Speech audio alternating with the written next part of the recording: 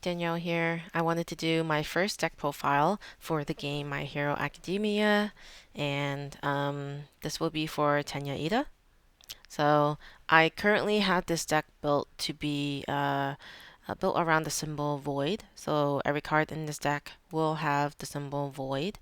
So what I love about Tenya is that it's got these awesome responses, and the cards in this deck will utilize these, will kind of work off of these responses, or they work together with it. So it's definitely helpful. The 28 life, can't complain about that, and the six hand draws are very good as well. So yeah, that is the character card. So just place that over here. And then we'll kind of go through kind of how I've built this deck. Um, and for the most part, I would say I don't win all the time with this deck. Um, it's very variable, as you might notice from my deck itself. I do have a lot of different cards in here, not full play sets of each card in this deck. And that is by choice because I prefer not to always have to play deck the same way every single time. That kind of gets stale to me. So when I build my decks, I like to try to build in some variability so that I have fun as well. I don't always want to win. I don't always want to lose. But if there's always that push your luck aspect, especially with the checking of the cards here. So anyway, let's dig in. So we will start with Ice Wall. We have Giant Ice Wall.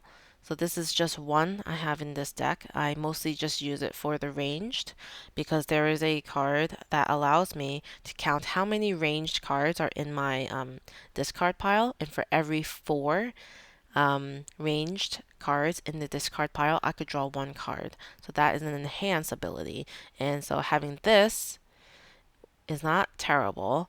But what I also like is that it blocks for too high. So obviously the lower the number here, the better. So this is always something I try to keep in my hand. If I draw it, I keep it as a defender. But otherwise, I don't typically play this unless I have to as an attack card.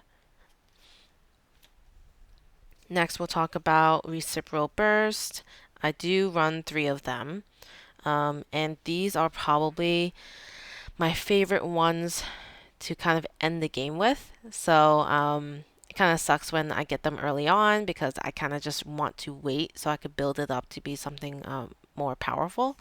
Um, but although it's only got a 3 as the speed, it has an EX3. So if you're playing it late game and you have momentum, you could build this up to be an insane amount of speed.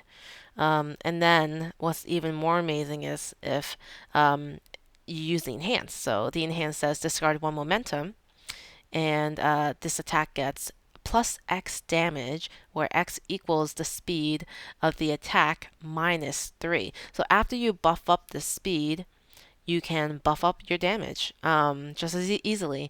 The only caveat is if someone has responses or enhances that reset to face value, the base value of your speed or your damage.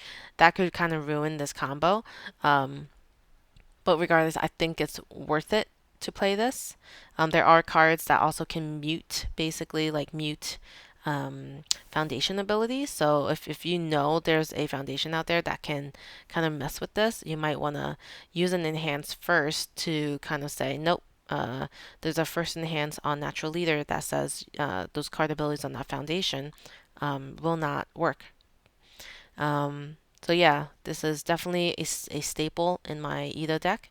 I run 3 of them. They are higher costs, and even if I don't play them as an attack, which usually I'll at least keep 2 of them, they have pretty great defense checks there for 2. Alright, next up is Engine Rush. I do run a full playset here of 4 Engine Rushes. And these are always good because it has a pretty good speed, starting speed, and the powerful 2. The EX1 is good as well, but the powerful 2 is kind of what I'm looking at here. You might want to play this as one of your last attacks if you can afford to.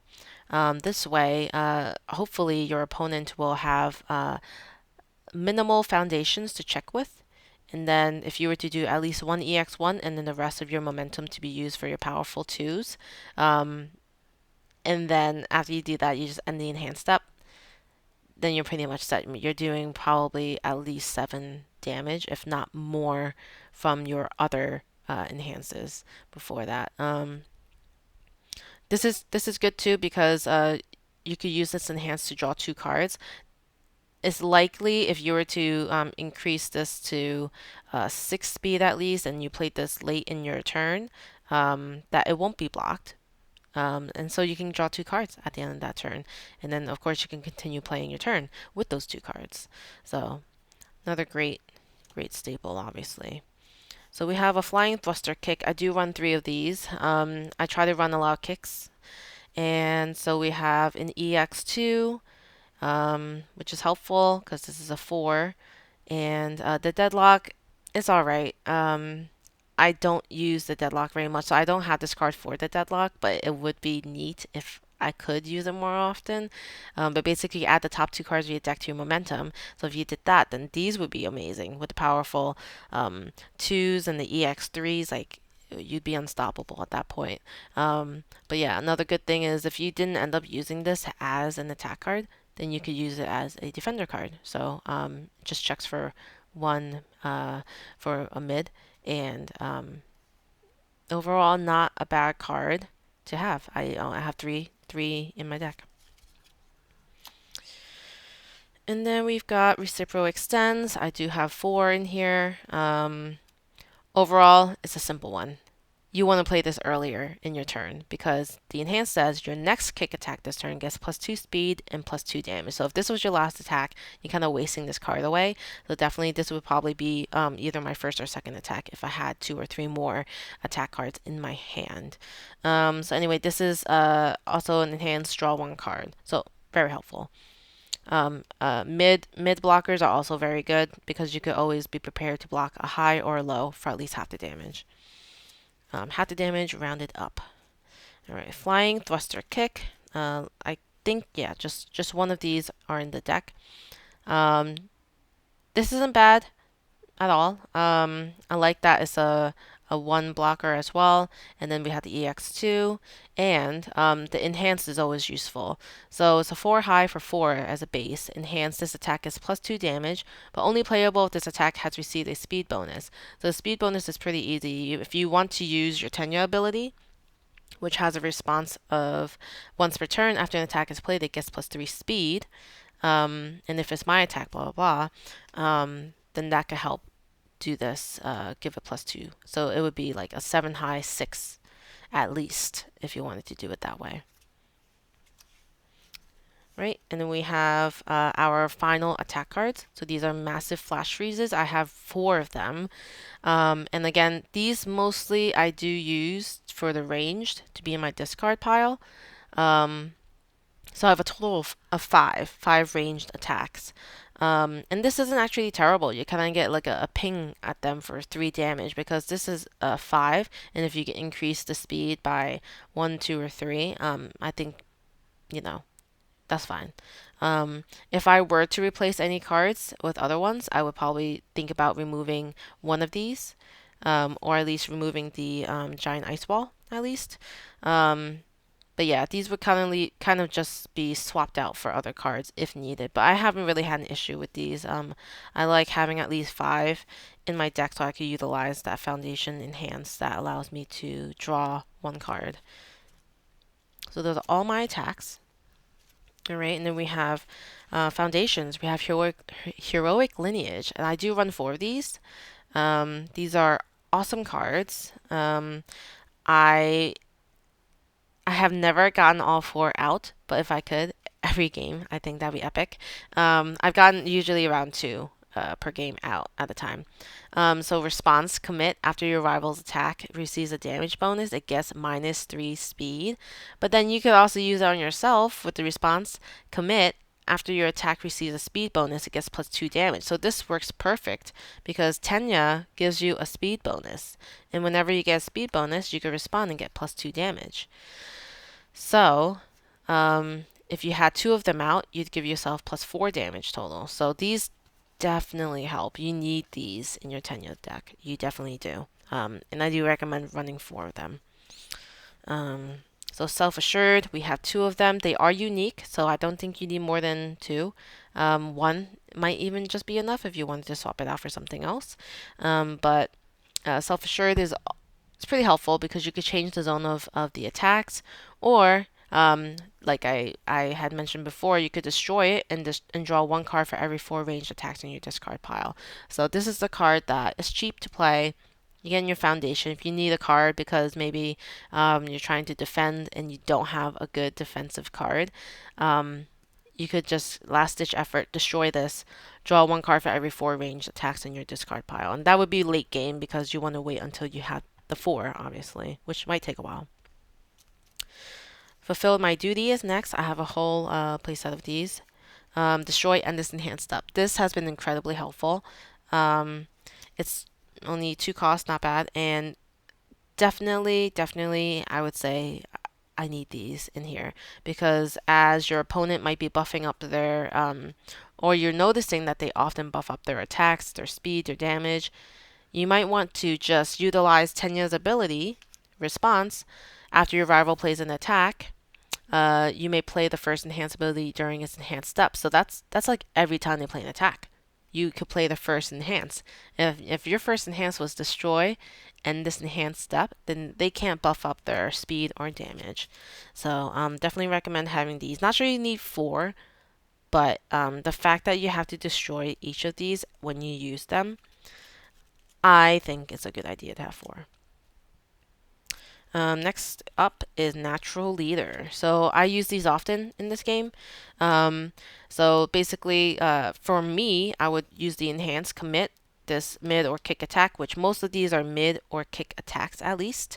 I would say the ones that this wouldn't work for is the Giant Ice Wall, and the massive oh no, the massive flash freeze is a mid, so the only one it wouldn't work for is the giant ice wall, and that's happened to me before where I thought I could use this. I'm like, oh wait, the giant ice wall actually is not a mid or kick, but you have another foundation if you wanted to that could change the zone of this attack, which is self-assured.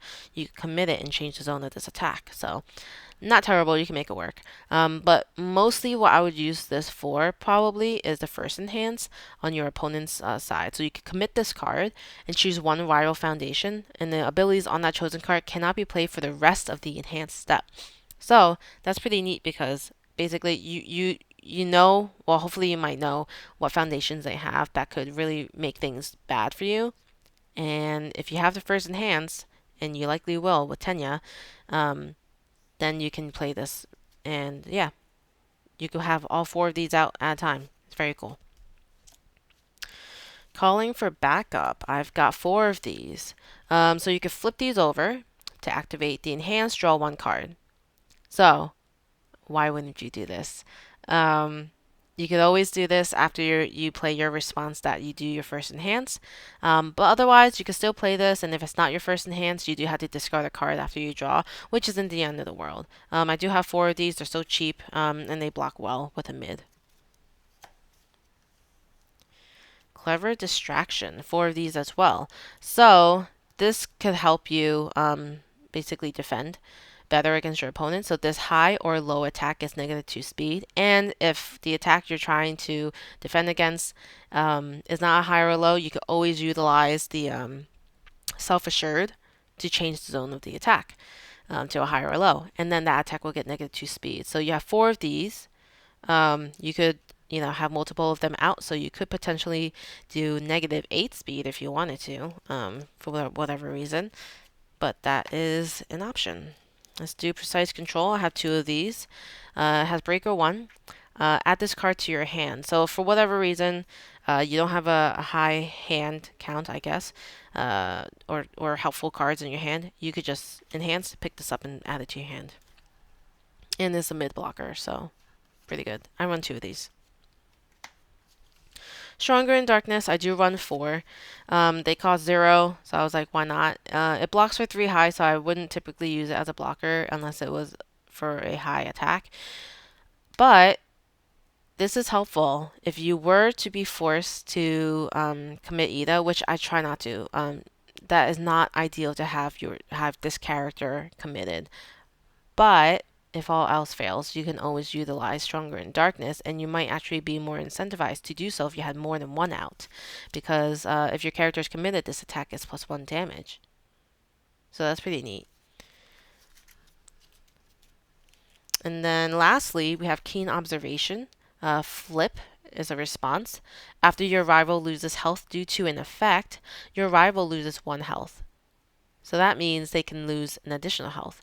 This effect cannot reduce your rival below 1 health. So you can't actually kill your opponent with this one, but it helps kind of just like ping them down a little bit. It's got a cheaper defense cost there, defense check, so it's not terrible. It's a 0 cost, so you play it, you flip it, and then you can do that. But if I were to replace any cards in my deck, it would probably be these two, because I don't really have much that can do damage to somebody from a card effect. So I haven't really used this as a response. I've used this more so as a foundation to get the ability to check higher counts, or as a defense role. But anyway, this is my Tenya Iida deck. It's actually been a deck I've been playing for months now. Did take a lot of time to refine it, and I would say I'm always ready to refine it or edit it more. So what I do is basically just play, make some mental notes, play again, and if I find that the notes are always the same, I'm making the same the same thoughts, like, oh, I can't even use this card, then yeah, I will probably end up trying to swap it out for something better. But I would say with the smaller card pool, it's pretty difficult to try to build a better deck than what I have right now. So yeah, this is my current deck. I have a bunch of attacks here, and then a bunch of the foundations as well. So anyway, I hope you enjoyed this. Look forward to more deck profiles for My Hero Academia. And like, subscribe, and comment. Thanks for watching.